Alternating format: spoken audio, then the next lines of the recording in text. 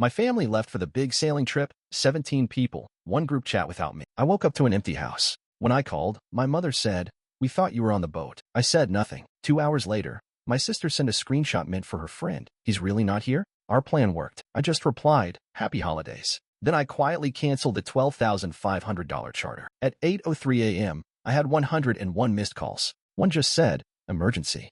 I woke up that morning to a house that was too quiet. No voices in the kitchen, no music drifting down the hallway, just silence, the kind that made me feel like I'd missed a memo. My name is Alex. I'm 32 years old, and I live in the quiet suburbs of Charleston, South Carolina. The holidays were always a big deal in my family, but that morning, December 23rd, I realized I was the only one left at home. I got up, my feet cold against the hardwood floor, and checked every room. The Christmas tree in the living room was still lit, its lights twinkling, but the pile of gifts beneath it had disappeared. The coffee pot in the kitchen was empty, and the calendar on the fridge had a big circle around today's date. Sailing trip. I leaned against the counter, feeling the weight of it sink in. My phone was face down on the table, a blinking green light telling me I had missed something. I picked it up and scrolled through the family group chat, but there was nothing new. No one had even bothered to say goodbye. I called my mom. She answered on the second ring, her voice too bright, like she was trying to act normal. "Oh, hey, honey," she said. "Aren't you on the yacht with the others? We thought you'd already left early this morning." I felt my jaw tighten. "What are you talking about?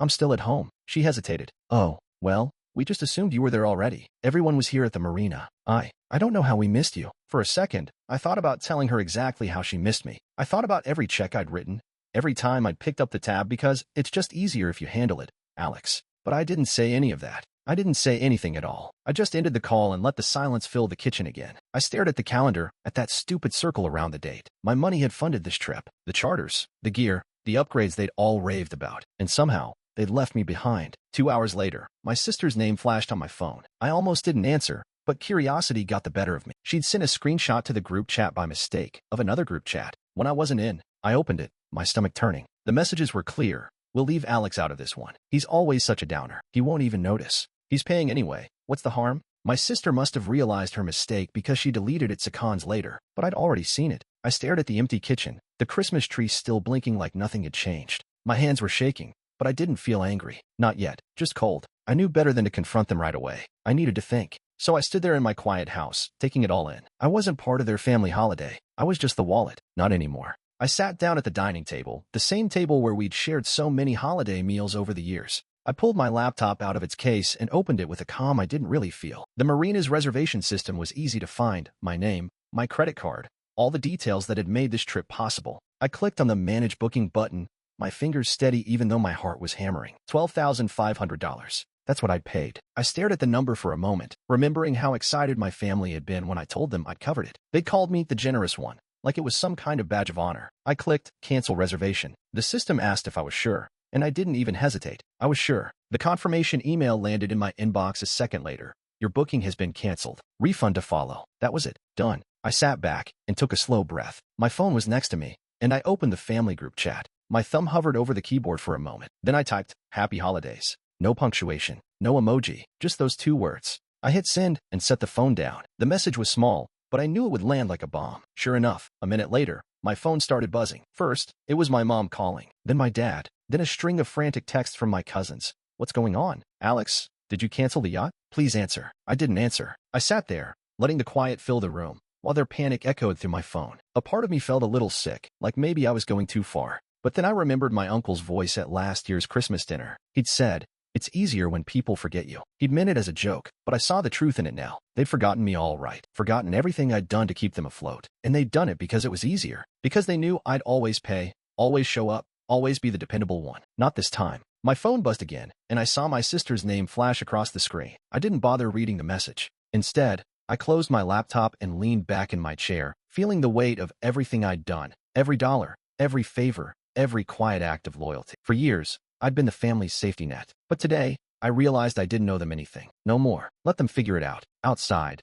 the December wind rattled the window, and the quiet of my empty house felt like a kind of freedom. The family trip was gone, and with it, my place in their plans. Good. Let them see how it feels to be left behind. The next morning, I sat at my kitchen table, my laptop open and my coffee going cold. I wanted to understand just how deep this went, just how much they'd been using me without me even noticing. I started with my bank accounts, scrolling through months of statements. I saw charges I didn't remember approving. A $780 charge at a luxury sailing gear store caught my eye. Definitely not something I'd ever bought. My breath caught in my throat as I read the name on the invoice. My sister's name. My card. I clicked over to my email and started sorting through old orders. Spotify subscriptions, Netflix family plans, shopping orders from websites I'd never used. All of them tied to my cards, my name, my trust. I pulled up screenshots, taking a breath every time I found another betrayal. One after another, they painted a picture I'd been too blind to see. My family hadn't just forgotten me on their vacation. They'd built their lives on the money I kept pouring out without ever asking if they deserved it. I created a new folder on my desktop,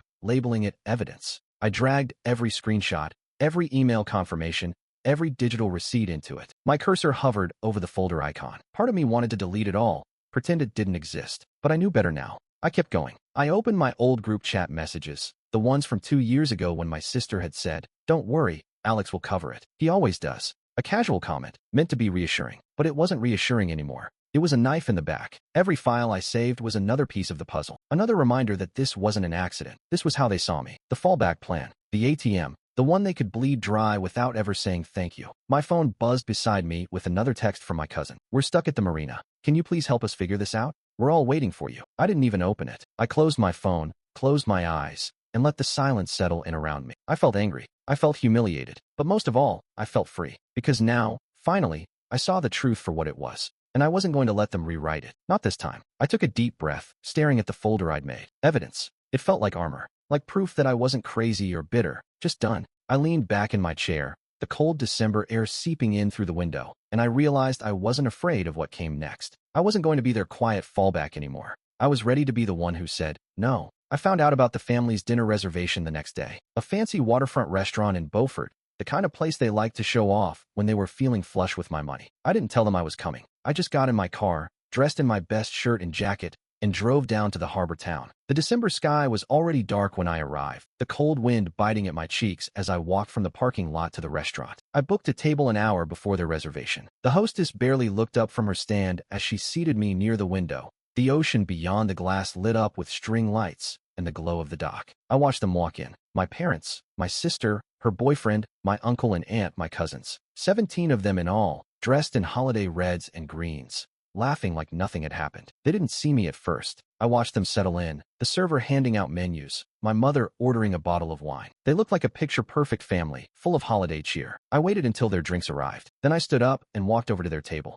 My sister was the first to notice me. Her smile froze on her face, the glass of wine she'd been lifting stopping in midair. "Alex," she said, her voice too bright, too fake. "What are you doing here?" I didn't sit down. I didn't even smile. "I'm here to talk," I said, my voice calm and even. My father shifted in his seat, already bristling. "Alex, this isn't the time or the place." "No," I cut him off, my tone firm. "This is exactly the time, and this is exactly the place." I reached into my coat and pulled out my phone. I held it up so they could all see the screen, the screenshots I'd taken, the receipts and the bank statements. "You thought I wouldn't find out," I said, my voice low. "About the charges, the subscriptions, the yacht trip I paid for that you left me out of." My mother's face went pale. My uncle cleared his throat. My sister's boyfriend leaned back in his chair, his eyes darting between them and me. I let the silence stretch out, let them all squirm. Then I hit play on a voice memo, one my sister had sent to her best friend. Her voice filled the air, clear as day. "He's really not coming. Our plan worked. He'll never know." When it ended, no one said anything. The only sound was the faint music playing in the background, something jazzy and sweet that didn't fit the moment at all. My father was the first to break the silence. "Alex, you're blowing this out of proportion," he said, his voice calm and patronizing. "We can sort this out later." "No," I said again, my voice quiet but sharp. "We're sorting it out now." My sister looked down at the table, her face red. Her boyfriend leaned forward, his voice low. "You did this to him?" he asked her, his tone full of disbelief. "You really did this?" She didn't answer. She didn't even look at him. I took a step back, slipping my phone into my pocket. "I'm done being the quiet one," I said. "No more silent generosity. No more being the one who fixes everything while you all take and take." My mother started to say something, but I cut her off. "Save it," I said, my voice cold. "I'm not here to hear your excuses. I'm here to tell you that this ends now." I let that hang in the air for a moment. Then I reached into my coat pocket and pulled out a small printed note. I set it down on the table in front of my father. The words were simple: "Bon voyage on your own dime next time." I turned and walked away without another word, leaving them sitting there in stunned silence, the weight of the truth hanging over them like an anchor. As I stepped out of the restaurant and into the cold night air, I felt something shift inside me, something heavy and old, finally slipping away. Let them figure out how to pay for their dinner. Let them figure out how to pay for everything else from now on. I was done, and for the first time in years, I felt like I could finally breathe. The silence didn't last long. I was barely out of the parking lot when my phone started buzzing, first my mom, then my sister, then my father. I didn't pick up. I didn't even look at the screen. By the time I got home, there were 17 missed calls. I set my phone down on the counter and took a long breath, the kind that felt like it was scraping the bottom of my lungs. I didn't want to hear their excuses. I didn't want to hear their apologies. But I knew it wasn't over. Not yet. Sure enough, 5 minutes later, my sister's boyfriend called. I hesitated for a second, then answered. "Alex," he said, his voice tight. "I just wanted to say, I didn't know. I didn't know they'd done this to you. I'm so sorry." I let out a breath I hadn't realized I was holding. "It's not your fault," I said. "But you know now." He hesitated. "I'm not okay with it. I'm not going to be part of this anymore. You deserved better than this." "Thanks," I said, and I meant it. He was the first person all night who hadn't tried to pretend it was nothing. A few minutes later, my phone buzzed again. This time, it was my father. I didn't answer, but I listened to the voicemail. His voice was angry, sharp with that same old authority he always tried to wield. "Alex, this isn't how family handles things," he snapped. "You're trying to shame us in public. Do you really want to be that guy? This will blow over if you just stop making a scene." I deleted the message without replying. No more manipulation. No more guilt. I went to the kitchen and poured myself a glass of water, my hand steady. For the first time, I didn't feel the need to explain myself to them. I wasn't the one who should be ashamed. The next day, my mother called again. Her voice was softer this time, the kind of tone she'd always used when she wanted to pull me back in. "Alex, please," she said, her voice trembling. "This is tearing the family apart. Your sister is in tears. Your father is furious. Can't we just move past this?" I leaned against the counter, the phone cold against my ear. "No," I said quietly. "I'm done." "But we're family," she said, almost a whisper. "Family doesn't do this." "No," I said, my voice flat. "Family doesn't do what you all did to me." I ended the call before she could say anything else. Then I turned my phone off and set it on the counter. The next morning, I printed out another note. Just a simple line in black ink. No more quiet generosity. No more unpaid debt to a family who sees me as a wallet, not a brother. I drove back to the restaurant, early enough that the place was empty. I walked in and left the note on the table where they'd all sat the night before. When I stepped outside into the crisp December air, I felt something new. It wasn't just anger anymore. It was relief, like I'd finally put down a burden I'd been carrying for too long. I didn't look back as I walked away from that table of 17. Let them sort out the check. Let them figure out how to fix what they'd broken. I had nothing left for them, and for the first time in my life, I didn't feel guilty about it. That night, I sat in my living room, my laptop open in front of me. I'd thought about it for hours, weighing the fallout, the pushback I knew I'd face. But I realized it didn't matter anymore. I started typing. A simple, straightforward post. I paid for a luxury family sailing trip. They went without me on purpose. Then they got stuck because I canceled it. I included screenshots of the receipts, the group chat where they joked about leaving me out, the voice memo from my sister. Every detail laid out, honest and raw. I didn't embellish it. I didn't need to. The truth was enough. I posted it on social media, on a platform I barely used but knew would spread fast enough. Within minutes, the post started gaining traction. People started commenting, sharing, reacting with disbelief and outrage. I watched the numbers climb higher and higher,